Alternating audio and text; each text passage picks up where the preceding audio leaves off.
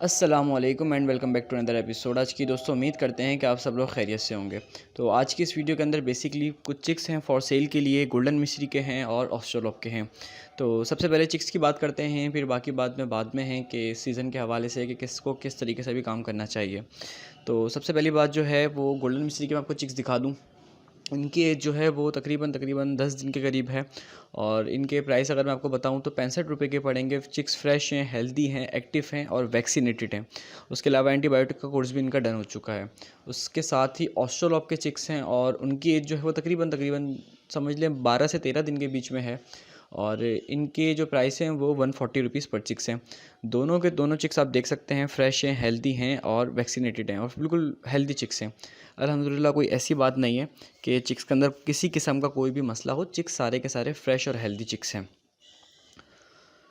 इसके अलावा जो अवेलेबल हैं वो गोल्डन मिस्टी के तकरीबन 2 महीने के चिक्स हैं, जिसकी वीडियो आप वीडियो के लास्ट में देख सकते हैं। और वो चिक्स जो हैं उनकी जो एज है वो तकरीबन 2 महीने है। उनकी कंप्लीट वैक्सीनेशन कंप्लीट हो चुकी है और अल्हम्दुलिल्लाह वो भी फ्रेश हैं और हेल्दी हैं। और प्राइस की अगर हम बात करें तो वो आपको 250 का पड़ेगा एक सिंगल चिक। और ये जो हैं गोल्डन मिस्री के, इन सब के मैंने आपको प्राइसेस बता दिए हैं।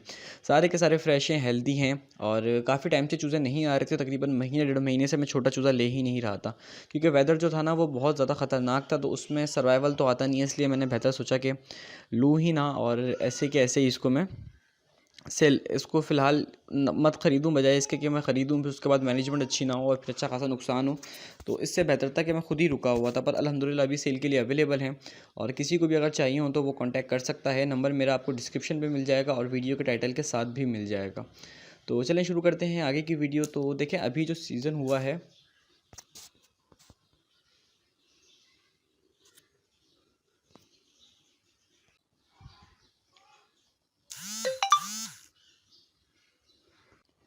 इस दफ़ा के सीज़न के अंदर अगर हम बात करें ब्रायलर की, तो ब्रायलर का जो सीज़न था वो एक एवरेज सीज़न रहा है। कोई अच्छा भी नहीं रहा, कोई इतना ज़्यादा बुरा भी नहीं रहा, सिवाय बीच में चंद एक दिन के। तो ज़्यादातर लोगों ने इस दफ़ा अच्छा ही, यानी कि बस सही चला है। कोई इतना ज़्यादा अच्छा इसको नहीं कह सकते हम सीज़न को। पर अल्हम्दुलिल्लाह मेरे ख़्याल से बाकी सीज़न से बेहतर था। शुरू के एक आध महीने थे जिसके अंदर इन्होंने बहुत ज़्यादा इशू फेस करे, जो बीच का भी एक महीना था। तो पर ओवरऑल जो था वो एक अच्छा सीज़न था। गोल्डन मिस्री की बात करें तो भाई गोल्डन मिस्री का सीज़न तो इस दफ़ा बहुत अच्छा रहा। लोगों ने 650 रुपये केजी भी अपना माल सेल आउट किया है बीच में, और अभी भी रेट 500 550 रुपये केजी है।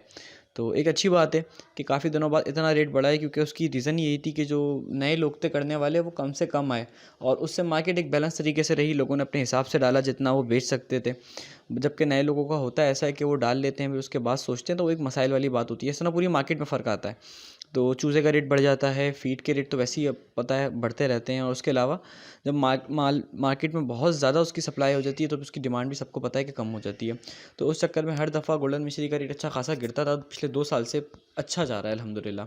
तो ये सारी की सारी बरक़ात बेसिकली कोविड की भी कह सकते हैं कि कोविड के बाद लोगों ने कम से कम डाला माल, लोगों के पास पैसे कम थे। और उसके अलावा जो थी कि इस दफ़ा देसी मुर्गी ज़्यादा बिकी खाने के तौर पे, क्योंकि यखनी के लिए बहुत ज़्यादा लोगों ने ख़रीदी हैं।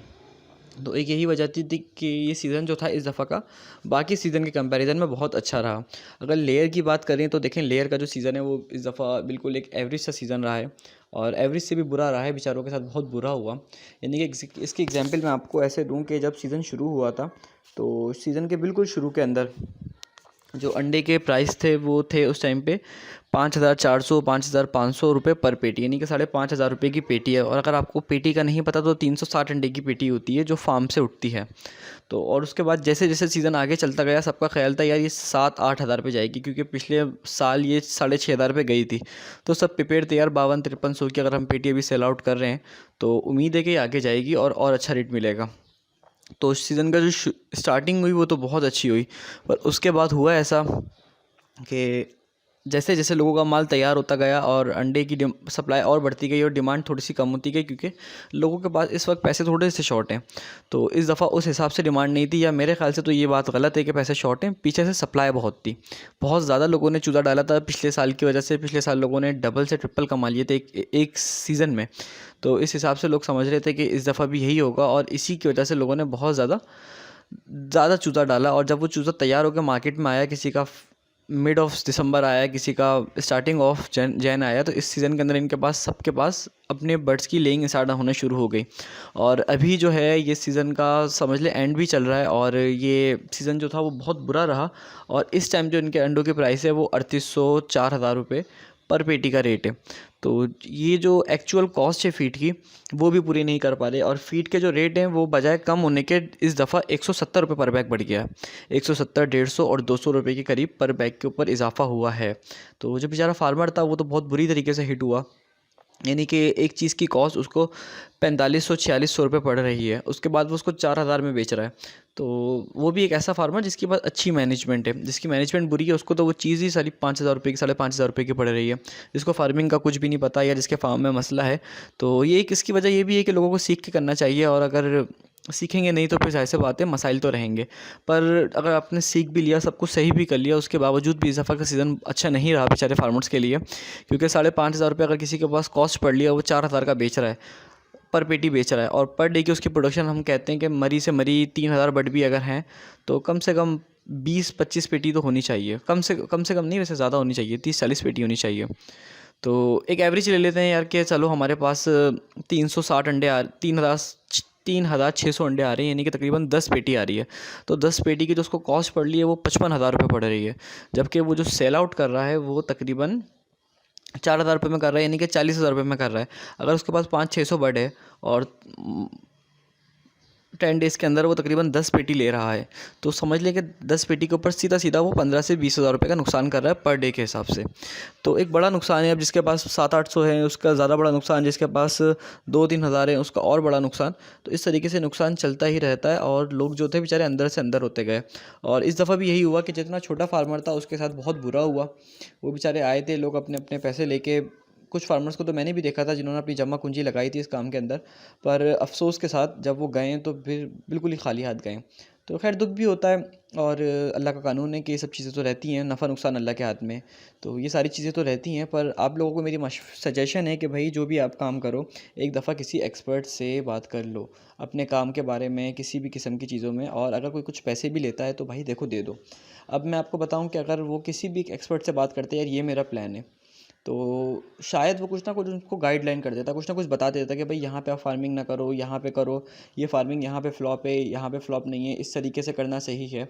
और होता ऐसा है कि बस लोग अपना प्लान समझते हैं, और ये समझते हैं कि यार हम जो कर रहे हैं ना ये सिर्फ हमको पता है, ये प्लान बहुत ज़्यादा रेयर है। तो यार असल में ऐसा नहीं होता। आप एक फील्ड का जो बंदा होता है उसको ज़्यादा बेहतर मालूम होता है।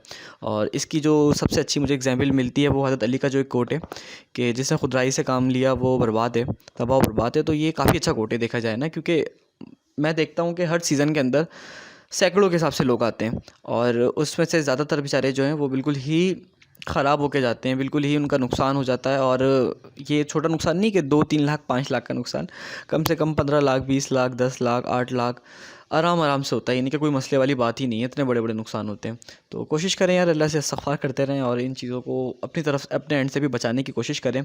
मज़ीद डिटेल में इस पे वीडियोज़ पे बात होगी। उसके अलावा जिन जिन लोगों ने कराची एग्जीबिशन में हमारे साथ, कराची यूनिवर्सिटी के अंदर एग्जीबिशन के अंदर हमारे साथ आए, हमारे स्टॉल को विज़िट करा, हमारे एग्जीबिशन को विज़िट करा, बेसिकली उसको मैनेज हम लोग कर लेते हैं। तो उन सब का शुक्रिया, और एग्जीबिशन की कंप्लीट वीडियो इंशाल्लाह बहुत जल्दी आने वाली है। तो शुक्रिया इस वीडियो को देखने के लिए। मिलते हैं अपने नेक्स्ट एपिसोड में, तब तक के लिए अस्सलाम वालेकुम।